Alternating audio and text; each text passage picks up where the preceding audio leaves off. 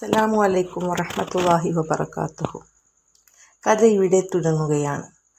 മംഗലത്ത് തറവാട്ടിൽ ഇന്ന് കാര്യമായ ചർച്ച പുരോഗമിക്കുകയാണ്. ഐഷുമ്മ കെട്ടിച്ചുവിട്ട് തൻ്റെ 3 പെൺമക്കളെയും വിളിച്ചു വരുത്തിയിട്ടുണ്ട്. ഐഷുമ്മയുടെ റൂമിൽ ആരിഫയും അതുപോലെ തന്നെ ജമീലയും, ഐഷുമ്മയുടെ 2 പെൺമക്കളായ ജമീലയും ആരിഫയും, അതുപോലെ തന്നെ മറ്റൊരു റൂമിൽ തളർന്നു കിടക്കുന്ന അബൂബക്കറിക്കയും ഈ ചർച്ചയിലൊന്നും പങ്കെടുക്കാതെ രണ്ടാമത്തെ മകളായ ജുമാനയും. അങ്ങനെയാണ് ഇന്നത്തെ നമ്മുടെ കഥ ഇവിടെ ആരംഭിക്കുന്നത്.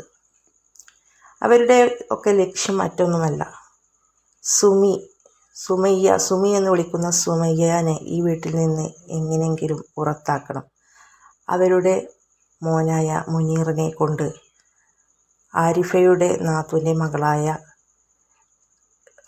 റഹീമയെ കല്യാണം കഴിപ്പിക്കണം. അതാണ് അവരുടെ ലക്ഷ്യം. ഈ കല്യാണത്തിന് പിന്നിൽ, സുമി ഈ വീട്ടിൽ വന്നതിന് പിന്നിൽ അവരുടെ കണക്കിൽ വലിയൊരു ചതി നടന്നിട്ടുണ്ട് എന്നാണ്. ആദ്യം നമുക്ക് സുമി ഈ വീട്ടിൽ വന്ന ആ ഒരു ദിവസത്തെ പരിചയപ്പെടാം. ആ നാട്ടിലെ പ്രശസ്തമായ തറവാടായിരുന്നു മംഗലത്തെ തറവാട്. അവിടുത്തെ കാരണവരായിരുന്നു അബൂബക്കറിക്ക, ഭാര്യ ഐഷുമ്മ, അതുപോലെ തന്നെ 4 മക്കളും, 3 പെൺമക്കളും, അതുപോലെ തന്നെ മുനി എന്ന് വിളിക്കുന്ന മുനീറും. അങ്ങനെ അബൂബക്കറിക്കയുടെ ഉറ്റ സുഹൃത്തായ റഫീഖിക്കയുടെ മോളുടെ കല്യാണം, സുമി എന്ന് വിളിക്കുന്ന നമ്മുടെ കഥാനായികയുടെ കല്യാണം, അതിനു വേണ്ടിയിട്ടാണ് നമ്മുടെ മുനീറും, അന്ന് മുനീർ നാട്ടിലുണ്ടായിരുന്നു, ഇന്ന് മുനീർ ഗൾഫിലാണ്, നമ്മൾ അബൂബക്കറിക്കയും മുനീറും കൂടെ കല്യാണത്തിന് പോയതാണ്. എന്നാൽ കല്യാണ പന്തലിൽ സ്ത്രീധനത്തിൻ്റെ പേരിൽ കല്യാണം മുടങ്ങി നിൽക്കുന്ന തൻ്റെ പ്രിയ സുഹൃത്തിൻ്റെ മകളെയാണ് അബൂബക്കറിക്കാക്ക് കാണേണ്ടി വന്നത്. അവിടെ തലകുമ്പിട്ടിരിക്കുന്ന തൻ്റെ പാവം സുഹൃത്തിനെ സഹായിക്കാൻ വേണ്ടി നാട്ടുകാരുടെ മുന്നിൽ മാനം കെടരുത് എന്ന് ആലോചിച്ചുകൊണ്ട് ഒരു നിഷ്കളങ്ക മനുഷ്യനായ നമ്മുടെ അബൂബക്കറിക്ക മറ്റൊന്നും ആലോചിക്കാതെ തൻ്റെ മോനായ മുനീറിനോട് പറഞ്ഞു, മുനി, നീ എൻ്റെ സുഹൃത്തിൻ്റെ മകൾക്കൊരു ജീവിതം നൽകണം. ഉപ്പ നിന്നോട് ആവശ്യപ്പെടുകയാണ്. ഇപ്പോൾ എനിക്ക് വലുത് എൻ്റെ സുഹൃത്തും അവൻ്റെ മോളാണ്. നീ ബാപ്പാൻ്റെ വാക്കിനെ എതിർക്കരുത്. മുനീർ ഒരു നിമിഷം പകച്ചുപോയി. കാരണം അവൻ്റെ സങ്കല്പത്തിലുണ്ടായിരുന്ന ഒരു വിവാഹമായിരുന്നില്ല അത്. അവൻ്റെ സങ്കല്പത്തിൽ കുറച്ച് മോഡേണായ, കാണാൻ നല്ല ഭംഗിയുള്ള, അത്യാവശ്യം നല്ല സാമ്പത്തിക സ്ഥിതിയുള്ള വലിയൊരു വീട്ടിൽ നിന്ന് കല്യാണം കഴിക്കണമെന്നായിരുന്നു. എന്നാൽ നമ്മുടെ സുമയുടെ വീടാവട്ടെ വളരെ ചെറിയ വീടും, അതുപോലെ തന്നെ കുറച്ച് മെലിഞ്ഞ്, കളറൊക്കെ ഉണ്ട്, അത്യാവശ്യം വെളുപ്പൊക്കെ ഉണ്ട്, പക്ഷെ മെലിഞ്ഞ്, എന്നാൽ ദീനീപരമായി ചിട്ടയോട് ജീവിക്കുന്ന ഒരു പെൺകുട്ടിയായിരുന്നു നമ്മുടെ സുമി. അതുകൊണ്ട് തന്നെ ഉപ്പ ഇങ്ങനെ ഒരു ആവശ്യം പറഞ്ഞപ്പോൾ മുനീർ പകച്ചു നിന്നുപോയി.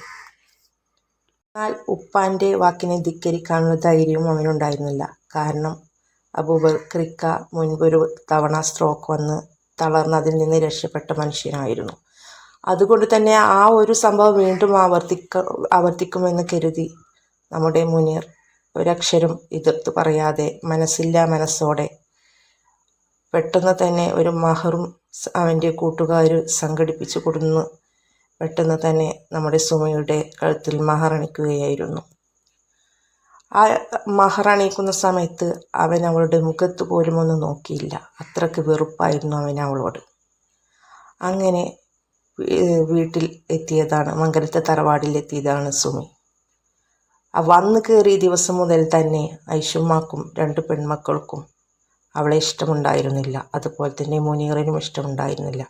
ആകെ അവൾക്ക് ആ വീട്ടിൽ ആശ്വാസം ഉണ്ടായിരുന്നത് നമ്മുടെ അബൂബക്കറിക്കയും അവളുടെ തന്നെ പ്രായമുള്ള ജുമാന എന്ന അവരുടെ 2ാമത്തെ മകളുമായിരുന്നു. അങ്ങനെ ദിവസങ്ങൾ കടന്നുപോകെ സുമി ആ വലിയ വീട്ടിലെ കേവലം ഒരു അടുക്കളക്കാരി മാത്രമായിട്ട് തളച്ചിടപ്പെട്ടു. ഐഷുമ്മയും വിരുന്നു വരുമ്പോൾ 2 പെൺമക്കളും അവൾക്ക് ആവശ്യമുണ്ടായിരുന്ന സാധനങ്ങൾ മുഴുവൻ അവളെ കൊണ്ട് ഉണ്ടാക്കിപ്പിക്കലും വീട്ടിലെ ജോലികളും മാത്രമായി അവളുടെ ജീവിതം തുടർന്നു. ഇതിനിടയിൽ വീണ്ടും നമ്മുടെ അബൂബക്കറിക്ക ചെറിയൊരു സ്ട്രോക്ക് വന്ന് വീണ്ടും റൂമിൽ കിടപ്പിലായി. എപ്പോഴെങ്കിലും വീട്ടിൽ വരുന്ന ജുമാന മാത്രമായിരുന്നു സുമിയുടെ ആശ്വാസം. അവളുടെ സങ്കടങ്ങൾ പങ്കുവെക്കാനുള്ള ഒരു കൂട്ടുകാരിയായിട്ടാണ് അവൾ ജുമാനയെ കണ്ടിരുന്നത്. എന്നാൽ ഈ സമയം അത്രയും ഗൾഫിലിരുന്ന മകനെ കൊണ്ട് എങ്ങനെയെങ്കിലും സുമിയെ ഇവിടുന്ന് ഒഴിവാക്കാനുള്ള തന്ത്രങ്ങൾ മെനയുകയായിരുന്നു നമ്മുടെ ഐഷുമ്മയും മറ്റു 2 പെൺമക്കളും. അങ്ങനെ അവർ ഒരു സൂത്രം കണ്ടുപിടിച്ചു. കല്യാണം കഴിഞ്ഞ് ഒരു വരവ് വന്നിട്ട് കല്യാണം കഴിഞ്ഞൊരു 2 മാസം നിന്ന് മുനി ഗൾഫിൽ പോയി. വീണ്ടും ഒരു വരവ് വന്ന് 4 മാസം നിന്ന് അവൻ വീണ്ടും ഗൾഫിൽ പോയി. എന്നാൽ ഈ സമയം കൊണ്ട് അവർ വീണ്ടും പോയ മുനിയെ സുമിക്കും മുനിക്കും കുട്ടികളുണ്ടാകില്ല, അത് സുമിയുടെ കുഴപ്പമാണെന്ന് ഡോക്ടറെ കൊണ്ടൊരു കള്ള സർട്ടിഫിക്കറ്റ് എഴുതി അവർ ആരിഫയുടെ നാത്തൂൻ്റെ മോളെ കല്യാണം കഴിപ്പിക്കാനുള്ള തന്ത്രങ്ങൾ മെനയുകയായിരുന്നു. അതിന് ഏകദേശം മുനീറിനെ കൊണ്ട് സമ്മതിപ്പിച്ചിട്ടുണ്ട്. അവൻ മറ്റന്നാൾ ഗൾഫിൽ നിന്ന് വരികയാണ്. ഇനി സുമിയെ ഇവിടുന്ന് എങ്ങനെയെങ്കിലും പറഞ്ഞയക്കണം. അതിനുള്ള തന്ത്രങ്ങളാണ് അവർ മെനയുന്നത്. അതിനു വേണ്ടിയാണ് നമ്മൾ ഐഷുമ്മ മക്കളെ വരുത്തിയിട്ടുള്ളത്. എങ്ങനെയെങ്കിലും അവളെ കൊണ്ട് ഈ കല്യാണത്തിന് സമ്മതിപ്പിക്കണമെന്ന്. സുമി, എടി സുമി, ഐഷുമ്മ നീട്ടി വിളിച്ചു. അടുക്കളയിലായിരുന്ന സുമി പെട്ടെന്ന് വിളി കേൾക്കേണ്ട താമസം ഓടി ഐഷുമ്മയുടെ റൂമിലെത്തി. അവൾക്കറിയാം ഒരു നിമിഷം വൈകിയാൽ ചീത്തയുടെ പൊടിപൂരമായിരിക്കുമെന്ന്. അത് ഭയന്നവൾ വിളി കേൾക്കേണ്ട താമസം ഐഷുമ്മയുടെ റൂമിലെത്തി. ഐഷുമ്മയും മക്കളും അവളെ തന്നെ തുറിച്ചു നോക്കി. ഒരു ശത്രുവിനെ കണ്ട പോലെ തുറിച്ചു നോക്കിക്കൊണ്ടിരുന്നു. സുമിയാവട്ടെ സിംഹത്തിനു മുന്നിൽ അകപ്പെട്ട പേടമാനിനെ പോലെ ഒരു മൂലയിൽ പതുങ്ങി നിന്നു. ഐഷുമ്മ പറഞ്ഞു, എടി, നിനക്കറിയാമല്ലോ, നീ കാരണം എൻ്റെ മോൻ്റെ ജീവിതം നശിച്ചു. ഇപ്പോൾ നിനക്ക് കുട്ടികളും ഉണ്ടാകില്ല എന്ന് ഡോക്ടർ പറഞ്ഞു. ഇനിയും എന്തിനാടി നീ അവൻ്റെ ജീവിതം നശിപ്പിക്കുന്നത്? ഐഷുമ്മക്ക് താങ്ങായിക്കൊണ്ട് തന്നെ മറ്റ് 2 പെൺമക്കളും അവളോട് കയർത്ത് സംസാരിച്ചു കൊണ്ടിരുന്നു. അവൻ്റെ ജീവിതത്തിൽ നിന്ന് ഒഴിഞ്ഞുപോയി കൂടെടി, അല്ലെങ്കിലും നീ അവന് ചേരുന്ന പെണ്ണാണോടി? ഞങ്ങൾ പണ്ട് മുതലേ ആരിഫയുടെ നാത്തൂൻ്റെ മകളുമായി അവൻ്റെ കല്യാണം നടത്തണമെന്ന് പണ്ട് മുതലേ ഞങ്ങൾ ഉറപ്പിച്ചതാണ്. അവൻക്കും അതായിരുന്നെടി ഇഷ്ടം. അവർ വലിയ തറവാട്ടുകാരാണ്. അതുപോലെ തന്നെ ബാപ്പാക്ക് ഒറ്റ മോളാണ്. വലിയ വീടും സാമ്പത്തിക സ്ഥിതിയുമാണ്. നിന്നെപ്പോലെ ഒരു ചെറ്റക്കുടിൽ നിന്ന് ഇതുപോലെ മെലിഞ്ഞുണങ്ങിയ ഒരു രൂപത്തെ വീട്ടിൽ കൊണ്ടുവരണമെന്ന് ഞങ്ങൾ ഒരിക്കലും ആഗ്രഹിച്ചിട്ടില്ല. എൻ്റെ മോനും ആഗ്രഹിച്ചിട്ടില്ല. അന്ന് മുതലേ അവൻക്ക് നിന്നെ ഇഷ്ടമല്ലല്ലോടി. പിന്നെ എന്തിനാടി വീണ്ടും നീ ഇവിടെ കടിച്ചു തൂങ്ങി നിൽക്കുന്നത്? ഇതൊക്കെ പറയുമ്പോഴും മറുത്തക്ഷരം മിണ്ടാതെ കണ്ണീർ ധാരധാരയായി ഒഴുക്കിക്കൊണ്ട് നമ്മുടെ സുമി അവിടെ റൂമിൽ പേടിച്ചരണ്ട് നിൽക്കുകയാണ്. മറ്റന്നാൾ എൻ്റെ മോൻ വരികയാണ്. നാളെ ഞങ്ങൾ കല്യാണ ഡ്രസ്സ് എടുക്കാൻ പോകും. നാളെ ഞങ്ങൾ കല്യാണ ഡ്രസ്സ് എടുത്തു വരുമ്പോൾ നിന്നെ ഇവിടെ കാണരുത്. എൻ്റെ മോൻ്റെ മുന്നിൽ ഒരു ദുശകനമായി നീ ഉണ്ടാവരുത്. ഇത് ഞങ്ങളുടെ അവസാന വാക്കാണ്. നിന്നെ ഇവിടെ കണ്ടാൽ പിന്നെ നിന്റെ ശവമായിരിക്കും ഇവിടെ വീഴുന്നത്. അതൊക്കെ ഞങ്ങൾക്കറിയാമടി. ഇതുകൊണ്ട് ഐഷുമ്മ സുമിയെ പുറത്തേക്ക് പിടിച്ചു തള്ളി. അവൾ പൊട്ടിക്കരഞ്ഞുകൊണ്ട് അടുക്കളയിലേക്ക് ഓടി. സുമി, എന്താ ഉണ്ടായേ? അബൂബക്കറിക്കയുടെ റൂമിലായിരുന്ന ജുമാന അതും ചോദിച്ചുകൊണ്ട് അടുക്കളയിലേക്ക് എത്തി. ജുമി, ജുമി എന്നാണ് അവൾ വിളിക്കുന്നത്. അവൾ ജുമി എന്ന് വിളിക്കും. സുമി ജുമി എന്ന് വിളിക്കും. അവൾ പൊട്ടിക്കരഞ്ഞുകൊണ്ട് ജുമാനയുടെ ചുമലിലേക്ക് ചാഞ്ഞു. നിനക്കറിയാമല്ലോ എൻ്റെ ഇവിടുത്തെ അവസ്ഥ. എനിക്ക് ആകെ ഉണ്ടായിരുന്നത് മുനിക്കയുടെ ഈ ഒരു മഹറും അതുപോലെ തന്നെ നീയും ഉപ്പയും മാത്രമായിരുന്നു എൻ്റെ ലോകം. അതും നഷ്ടപ്പെടുകയാണ്. വീട്ടിലേക്ക് എനിക്ക് തിരിച്ചു ചെല്ലാൻ കഴിയില്ല. കാരണം എൻ്റെ താഴെ 2 പെൺമക്കളുണ്ട്. അവരെ കൂടി കല്യാണം കഴിച്ചയക്കണം. കല്യാണം കഴിഞ്ഞ് ഞാൻ വീട്ടിൽ ചെന്ന് നിന്നാൽ എന്താവും എൻ്റെ ഉപ്പേൻ്റെയും ഉമ്മാൻ്റെയും അവസ്ഥ? അതുകൊണ്ട് വീട്ടിലേക്ക് ഞാൻ പോകില്ല. ഞാൻ എന്ത് ചെയ്യുമെന്ന് പറഞ്ഞ് ജുമാന പറഞ്ഞു. ഞാൻ എന്തു പറയാനാ? എല്ലാം ഉമ്മായുടെയും ഇത്താൻ്റെയും അതുപോലെ തന്നെ എൻ്റെ അനിയത്തിയുടെയും എൻ്റെ മുനിയുടെയും തീരുമാനങ്ങളല്ലേ. എനിക്കോ ഉപ്പാക്കോ അതിലൊരു പങ്കുമില്ല മോളെ. നിനക്കറിയില്ലേ ഞങ്ങൾക്ക് ഇവിടെ ഒരു സ്ഥാനവുമില്ല എന്ന്. അതുകൊണ്ട് ഈ നരകത്തിൽ നിന്ന് നീ എങ്ങനെയെങ്കിലും രക്ഷപ്പെടണം. പടച്ചവൻ അതിനൊരു വഴി കാട്ടിത്തരാതിരിക്കില്ല. ഇവിടെ കടന്ന് നിന്റെ ജീവിതം തീർക്കരുത്. അതുമാത്രമല്ല, ഇനി മുനീർ കെട്ടിക്കൊണ്ടുവരുന്ന പെണ്ണിൻ്റെ കൂടി അടുക്കളക്കാരിയാവേണ്ടി വരും. അവളുടെ കൂടെ അടിമപ്പണി നീ ചെയ്യേണ്ടി വരും. അങ്ങനെ നീ തീർക്കാനുള്ളതല്ല നിന്റെ ജീവിതം. അവൾ പണ്ടേ ഒരു അഹങ്കാരിയാണ്. അവൾ വീട്ടിൽ ഒരു പണിയും എടുക്കില്ല. എല്ലാം ചെയ്തു കൊടുക്കാൻ വേലക്കാരികളും ജോലിക്കാരികളുമുണ്ട്. ഇനി അവരുടെ ആ പണി കൂടി നീ ഇവിടെ ചെയ്യേണ്ടി വരും. അതുകൊണ്ട് ഈ നരകത്തിൽ നിന്ന് നീ എങ്ങനെയെങ്കിലും രക്ഷപ്പെടണം മോളെ. ഇതും പറഞ്ഞുകൊണ്ട് രണ്ടുപേരും കെട്ടിപ്പിടിച്ച് പൊട്ടിക്കരഞ്ഞു. ഇന്ന് രാത്രി നമ്മുടെ സുമിക്ക് ഉറക്കമുണ്ടായിരുന്നില്ല. മറ്റന്നാൾ തൻ്റെ പ്രിയപ്പെട്ട മുനിക്ക് ഗൾഫിൽ നിന്ന് വരികയാണ്. എന്നാൽ അത് കാണാൻ താൻ ഉണ്ടാവില്ലല്ലോ എന്ന് ആലോചിച്ചപ്പോൾ അവളുടെ കണ്ണിൽ നിന്ന് കണ്ണുനീർ ധാരധാരയായി ഒഴുകി. എത്രയായാലും തൻ്റെ കഴുത്തിൽ മഹറണിഞ്ഞ പ്രിയപ്പെട്ടവനെ അവൾക്ക് ജീവൻ്റെ ജീവനായിരുന്നു. അവന് വെറുപ്പായിരുന്നെങ്കിലും അവൾക്ക് അവന് തൻ്റെ മഹറണിഞ്ഞ പുരുഷൻ എന്ന് പറഞ്ഞാൽ ജീവൻ്റെ ജീവനായിരുന്നു. അവൾ ആദ്യമായി താൻ ഇവിടെ വന്ന ദിവസം ആലോചിച്ചു.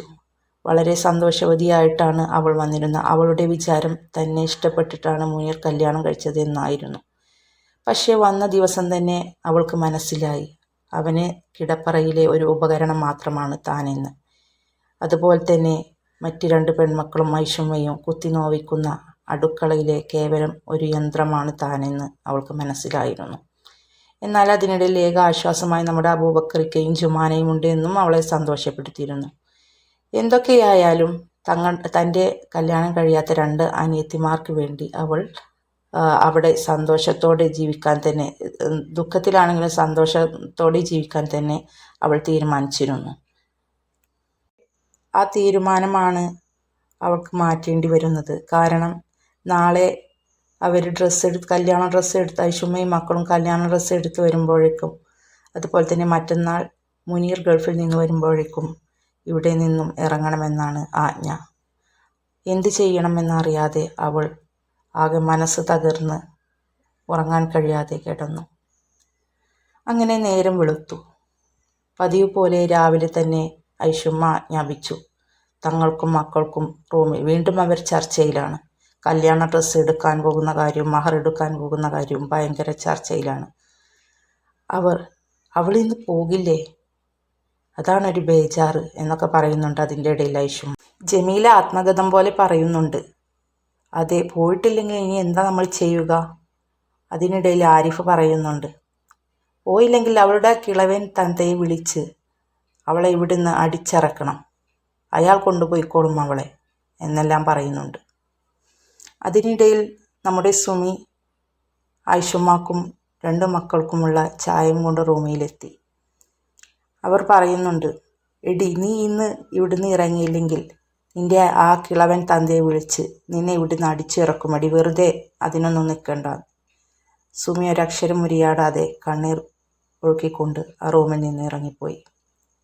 അങ്ങനെ ഉച്ചഭക്ഷണമൊക്കെ കഴിഞ്ഞ് ഐഷുമ്മയും 2 പെൺമക്കളും കല്യാണ ഡ്രസ്സ് എടുക്കാനായി അവർ ടെക്സ്റ്റൈൽസിലേക്ക് പോയി.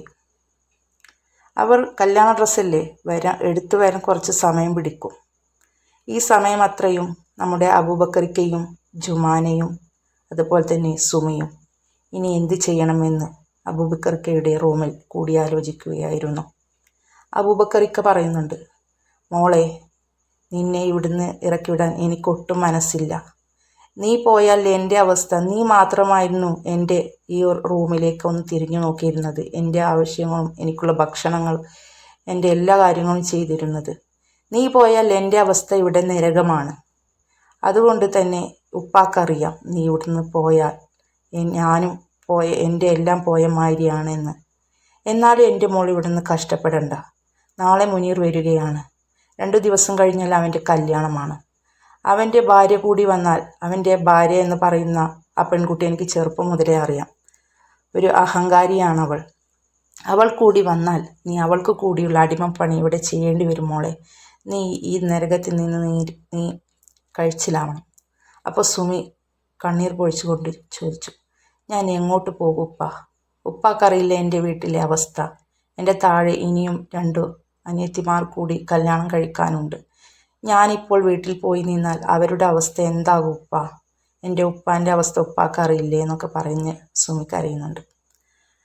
അബൂബക്കറിക്ക കുറച്ചു നേരം മൗനമായി ആലോചിച്ചു. അദ്ദേഹം പറഞ്ഞു, മോൾ വിഷമിക്കണ്ട, ഞാനൊരു വഴി പറയാം. എൻ്റെ ഒരു സുഹൃത്തുണ്ട്, ഷാജഹാൻ. മോളൊരു കാര്യം ചെയ്യ്, ഞാൻ അവന് വിളിച്ചു പറയാം. നീ ഇപ്പോൾ തന്നെ അവൻ്റെ വീട്ടിൽ പോയിക്കോ. അവനും അവൻ്റെ ഭാര്യയും 2 പെൺമക്കളും 1 മോനും അടങ്ങുന്ന സന്തുഷ്ട കുടുംബമാണ്. ചെറിയ വീടാണെങ്കിലും വളരെ സ്നേഹമുള്ള ആളുകളാണ് മോളെ. ഞാൻ പറഞ്ഞാൽ അവിടെ നിനക്കൊരിടം അവർ തരാതിരിക്കില്ല. ഒരു ചെറിയ ചായപ്പീടികയും അതുപോലെ തന്നെ മോൻ ഓട്ടോറിക്ഷ ഓടിച്ച് ജീവിക്കുകയും അങ്ങനെ വളരെ സന്തോഷത്തോടു കൂടി ജീവിക്കുന്ന ഒരു ജീവിതമാണ് അവിടെ. അവനും ഭാര്യയും പെൺമക്കളും ഹോട്ടലിൽ സഹായിക്കുകയും അങ്ങനെ അവർക്ക് തരക്കേടില്ലാത്ത കച്ചവടവും കാര്യങ്ങളൊക്കെ ഉണ്ട്. മോള് കൂടി ചെന്നാൽ അവർക്കൊരു സഹായമാവും. അതുപോലെ തന്നെ അവിടെ നിനക്ക് അവരെന്തായാലും ജീവിക്കാനുള്ള അവരൊരു വഴി കാട്ടിത്തരും. ഈ ഒരു നരകത്തിനേക്കാൾ എന്തായാലും നിനക്കൊരു സ്വർഗമായിരിക്കും മോളെ, നീ ഇവിടുന്ന് പോയിക്കോ എന്ന് പറയുന്നുണ്ട്. അപ്പോൾ സുമി പറയുന്നുണ്ട്, ഞാൻ പോയാൽ ഉപ്പാൻ്റെ അവസ്ഥ? അബൂബക്കറിക്ക പറഞ്ഞു, അത് കുഴപ്പമില്ല, എൻ്റെ മോൾ ഇവിടുന്ന് രക്ഷപ്പെട്ടു. അപ്പോൾ ജുമാന പറഞ്ഞു, ഉപ്പാനെ ഈ നരകക്കുണ്ടിലിട്ടിട്ട് ഞാൻ എന്തായാലും മടങ്ങിപ്പോവില്ല. നീ അതോർത്ത് വിഷമിക്കേണ്ട, ഉപ്പാനെ ഞാൻ കൊണ്ടുപോയിക്കൊള്ളാം. നീ ഇവിടെ ഉണ്ട് എന്നതായിരുന്നു എൻ്റെ ഒരു ആശ്വാസം. എനിക്കറിയാം നീ കൂടി പോയാൽ ഉപ്പാനെ ആരും തിരിഞ്ഞു നോക്കില്ല. ഉപ്പ ഇവിടെ ഈ റൂമിൽ കടന്ന് നരകിച്ച് മരിക്കുകയേ ഉള്ളൂ. അതുകൊണ്ട് എൻ്റെ ഉപ്പാനെ ഞാൻ കൊണ്ടുപോയിക്കൊള്ളാം എന്ന് ജുമാന പറഞ്ഞപ്പോൾ സുമിക്ക് ഒരു താൽക്കാലിക ആശ്വാസമായി. അങ്ങനെ അവൾ എന്നേക്കുമായി ആ വീട്ടിൽ നിന്ന് ഇറങ്ങാൻ തീരുമാനിച്ചു. ഇറങ്ങാൻ നേരം അവൾ അവളുടെ ബാഗും സാധനങ്ങളും എടുത്ത് ഒരിക്കൽ കൂടി നമ്മുടെ അബൂബക്കറിക്കയുടെ റൂമിലെത്തി. കാരണം അദ്ദേഹത്തിന് പുറത്തേക്ക് വരാൻ കഴിയില്ലല്ലോ. അവൾ അബൂബക്കറിക്കാനെ കെട്ടിപ്പിടിച്ച് പൊട്ടിക്കരഞ്ഞു, ഉപ്പ ഞാൻ ഇറങ്ങുകയാണ്. അതുപോലെ തന്നെ ജുമാനയെയും കെട്ടിപ്പിടിച്ച് പൊട്ടിക്കരഞ്ഞു, ഞാൻ ഇറങ്ങുകയാണ്, എനിക്ക് ഇറങ്ങാൻ ആഗ്രഹമുണ്ടായിട്ടല്ല, പിന്നെ അല്ലാതെ എന്തു ചെയ്യാൻ, എൻ്റെ വിധി എന്നൊക്കെ പറഞ്ഞ് അവൾ കരയുന്നുണ്ട്. ആ സമയം നമ്മുടെ അബൂബക്കറിക്ക ഒരു എഴുത്ത് അവളുടെ കയ്യിൽ കൊടുത്തു. നീ ഇത് ഷാജഹാൻ്റെ കയ്യിൽ കൊടുക്കണം, ഇതിൽ കാര്യങ്ങളൊക്കെ വിശദമായി ഞാൻ എഴുതിയിട്ടുണ്ട്, നീ ഇതവൻ്റെ കയ്യിൽ കൊടുക്കണം എന്ന് പറഞ്ഞുകൊണ്ട് ഒരു എഴുത്തു കൂടി കൊടുത്തു.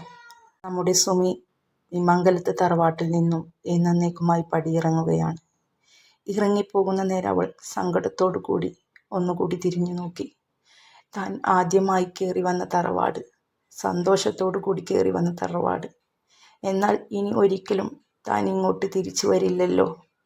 ഇനി ഒരിക്കലും തൻ്റെ മുനിറിക്കയെ കാണാൻ കഴിയില്ലല്ലോ.